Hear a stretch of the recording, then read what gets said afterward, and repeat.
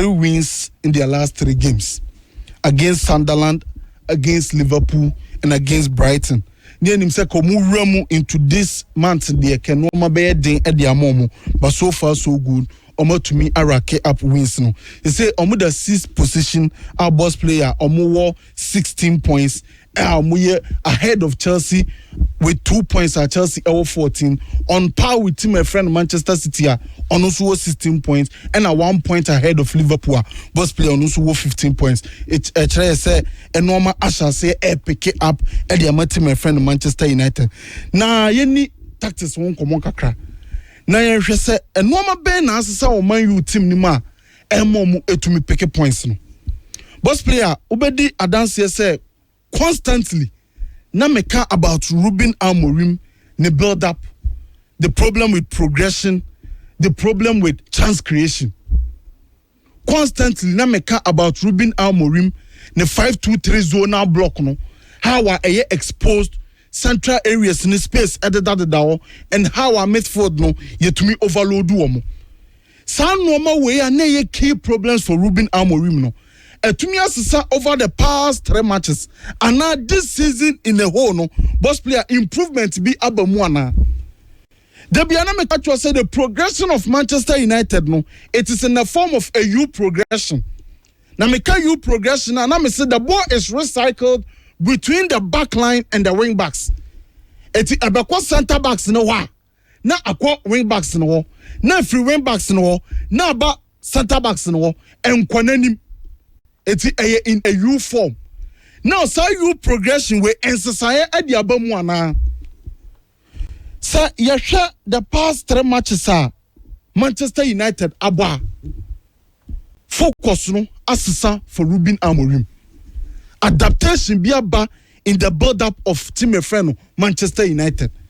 And so adaptation aboma Manchester United et me progressive ni ye ekwo bi krom e ma to me create chances e wo bi krom.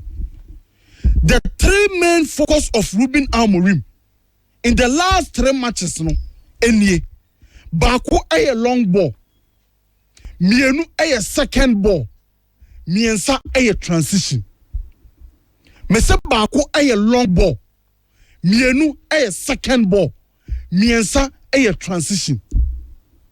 Some normal way and ababe the key focus for Ruben Amorim in the progression and chance creation phase. It akwa be first so progressive ball ni dia konanim. Akwa be first so dia create chance no. And only long ball, second ball and also transition. But player in the past 3 matches na Manchester United are winning no. Man U team as a whole about 190 long balls. 190 long balls. Sunny Lomons are oye keeper no. Boss player wabo mako 117. At Manchester United now, the main focus and the main way of progressing the ball and progressing the ball, boss player, a long ball. And long ball, goalkeeper in the table. 190 long balls, Sunny Lomons about 117. It's a Manchester United for the ball now. Omo pesa omo bobo on esim. Etusha graph na eda Angela from Kumasi 96.1 na our Facebook boss player sa NT. In that 50 and 47 attempts na Sunny Lomons a boy our team your friend Manchester United against Liverpool match no boss player move 46 na long balls. 1 pair and another short pass. Against Brighton, the total attempts now, boss player now also ending up about 50 no. Boss player and also a 38 na a long balls. It's just said the main focus, the main way of progressing the ball up the pitch no, a long balls for Manchester United. Now, long ball no a bako. Say a ball long ball na a bit to me opponent and half. But a long ball na a to me pick a ball no. And send you to me progressive ball no e dey akura final third near to me dey create chance. And nothing I'm say long ball near first, not second ball no aye second. It's your ball long ball ni we are. There's no focus for Ruben Amorim and say you be picking second ball. It will show the past 3 matches and even this season as a whole, Manchester United are picking a lot of second balls because a long ball ne kwa a betowa is a Man U player NFA and about me the abaso body and aba Ruben Amorim. My catch was the second balls near Vanakwa. As a deliberate action from the coach say or person picking second balls no and coach a friend Ruben Amorim yes I didn't want you. It's all 5 mommy images ni near Hardy. Osha Manchester United our ball long ball Benjamin Sesko and airborne no. But the main focus no nya say ye pese e ko pick sa area duo no there be ye pese e for ball na e beto form no eti e kwan be so na e be for so a e be for ball na e beto form no e se nya players a on be surround nipa na all kwada airborne no. That is what we call a second ball structure. It's most of the time, baby, a second ball beton Manchester United, our more numbers our that area. It was just our image here. Nipa 3 and another air train second ball. And yes, the players Nankasa na do madrin ye way a coach no adia washisa oye. It's 3 players behind the pana all for aerial duo no mummy ansano or mumu bako to me pick a second ball and no mumu bako to me prefer the second ball. And I'm pa Osha almost pick that second ball. Mami next image biom. You could see the same thing. Airborne neighbor. Sesko say but nipa 2 and train for that second ball. No. That is what we call a second ball structure. It's Manchester United main focus no. Adia airborne mumu to me really sami and satuaso no. Long ball is important, but long ball never towa. So second ball no, they have to pick the second ball. And Ruben Amorim is making sure say Manchester United will pick that second ball by making sure say the second ball structure no very very good, intact. Mostly they have numerical superiority behind the ball or between those loose balls. It's the second ball is important. Now boss player I mean it's a first second ball now. I say to me the ball in rough final third him. I say to me the create chance. I want a transition into the picture. It's in the long ball, your first second ball, your transition.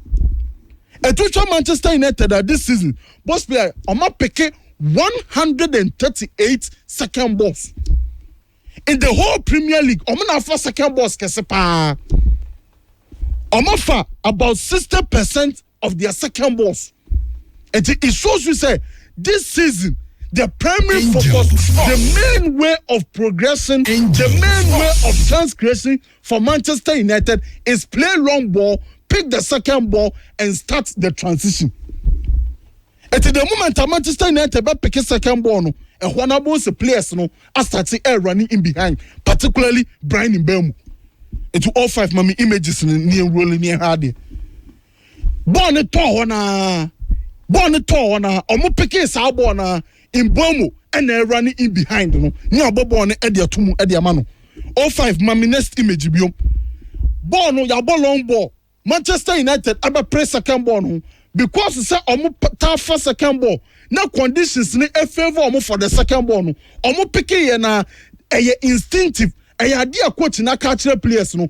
What this second ball now run in behind near mo ball into mu farm. It all 5 mami next image. Osha image here also omo long ball no second ball may see mount befa mami next image against Sunderland new omo first second ball na Mbeumo instinctive run in behind near mo ball na emfamon mami next image biom the same thing against Arsenal long ball from the goalkeeper Manchester United pick second ball no all be pick second ball na Mbeumo who say Man U player na befa enti or running in behind. That is what we call the transition. It's a long ball, second ball, transition. That is the main aim of progression, the main aim of chance creation for team and friend Manchester United. Now, boss player, Amomu goes.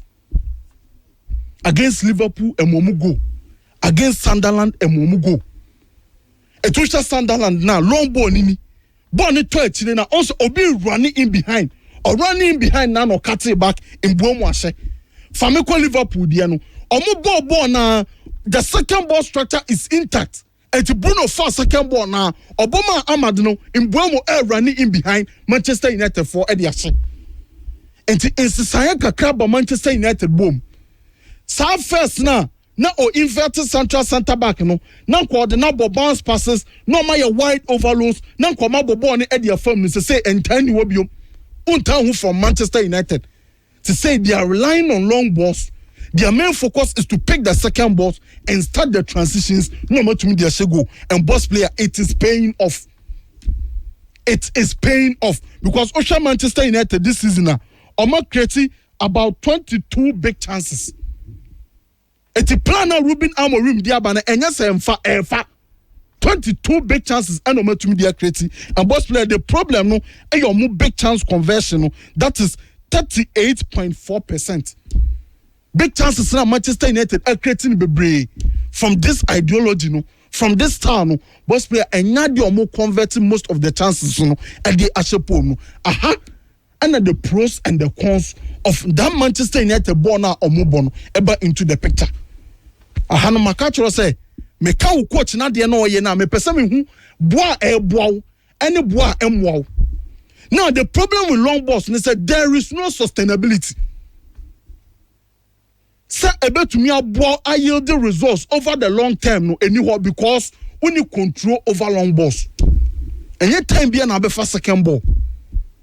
It is that sustainability no a problem at the meeting my friend Manchester United. That is one of the cons of the long balls. One of the cons of the second balls no more picking no. Say sustainability no because most of the time you cannot control the long balls. One of the cons in say boss player require intense sprints. Because on pick second ball now, front line to America bebre. Omo to America bebre so boss player and the fatigue bar ebe result into injuries. It players ni be to America bebre because omo pick second balls no, omo ball transitions no. And no see one problem with so long ball now to say Manchester United for an airborne. But some of the pros in saying affect Manchester United players no. Because Kunya in Bromo omo the ability to run in behind. Omo running in behind no so because of say opponents in the space bebrebe done it no a result in a lot of 1v1s are and no is suitable to team my friend Manchester United a front line. Because Kunya nya 1v1 and home in Bromo nya 1v1 and home it's boss player South Star way is to Manchester United players no because omo person omo direct on person running to space on person your opponents no 1v1. That is one importance of that long ball no more. Another importance is say a more rough final third one time. It's a final third no obo long ball na a more one time with one pass you are in the opponent's half and now you are in the opponent's final third. It's within 8 seconds, within 7 seconds. Now Manchester United quickly moving from their own defensive third and their opponents in a final third. That is one of the pros of using this idea, using these long balls, relying on the second balls and relying on the transitions. And also you one thing boss player Elboa Manchester United. But me, the most important pros and cons in the say obo long ball now, most of the time you are vertically stretched. So make up vertically stretched spaces in between the lines in a baby. It is sometimes Manchester United double long ball.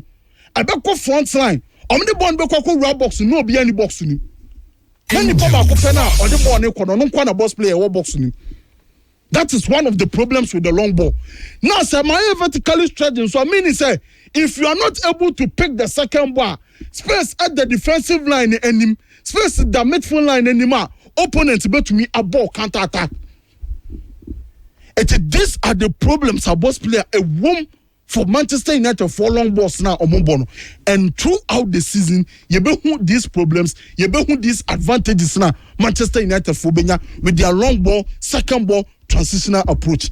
But boss player apart from no, in science in terms of Manchester United for a 5-2-3 zonal block na no musuna de bia na ma complaining.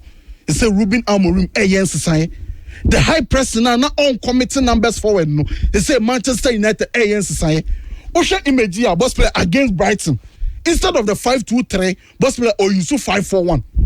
Now, yesha adebia Ruben Amorim ba be ha. E kwan that 5-4-1 no ebe move it to another structure no boss player efekwa. Star Ben or Babayeno. The left center back, that is Luke Shaw. I best step up to a player in between the lines. Now, so Luke Shaw step up. I mean, he say, it's a back five, they say, a back four. Space now, Luke Shaw, a Janes, who trias space, no. And quickly, the let mobile shift across, no more try that space, no. Now move from a back five to a situational back four. 85-4-1, no. A bit movie about 4-1-4-1. Perfect structure. Problem be any. It looks so appear. Look so appear and talk about that back line. I so trias out to Krono. All Trian is saying shift across. The let shift across. Now you're also shifting. Now I'm at most shifting. Now Ababaye a back four. Now structure now moving from 5-4-1 to 4-1-4-1. And now actually with Facebook no so. And to look so next step no. The let us shift across. I'm at shift across. Ababaye 4-1-4-1 for my friend Manchester United. Where adia bakwa Ruben Amorim adapted to our league him and now with the 5-2-3 no. Yancha high pressing no. High pressing against Brighton and some Manchester United go. Start by no pressing no. Or you so front three. And instead of say front three ni nyina be pressing no. Wa drop kunya e dia ba midfield line him. And woma Mboamo Akashasko ho. And omo mienu press center back no. Now the pivot, that is Bruno and Casemiro, ever press Brighton for pivot. Now I'm a Diallo. I'm moving from the back line, at the midfield line. It's Manchester United. Instead of pressing in a 5-2-3, will press in a 4-4-2 with asymmetric wing backs. Make asymmetric wing backs. Bako back line, now Bako Abba midfield line. Where ye adia near person Ruben Amorim or adapted to it. Now reduce the amount of space now. Now or they are for the opponents, no. Someone you bubble boning but because of this detail, this 5-2-3 detail, or more pressing detail, to me can emphatically say Manchester United no matter how weak our opponents no mukosiano etie. But so move from a 5-2-3 to 5-4-1. Now our control space no our central areas ni. Now my opponents a lot of space. Now my say overload o pivot no. Boss player a fantastic thing and a Ruben Amorim no. It's yam the here say obetwaso. Last season we saw a lot of this. Games be wo no adapt no akọ 4-4-2. Now asymmetric wing backs ni here adwuma. But the next game no asase no akọ 5-2-3. It's the here say obey consistent with this idea. Net to me aboa Manchester United. Now boss player omo to me achieve results. It's Man U fans now more perma analysis no boss player and no. They say the focus for Ruben Amorim assessa a lot of long balls, a lot of second balls, a lot of transitions, and my capture the advantages and the disadvantages. In defense, the 5-2-3 zonal block no is a bam echo 5-4-1. The high press no or committing more numbers forward and the call for Angel with the quality of players. Boss player Manchester United. Okay. Governor, Medan Sepa.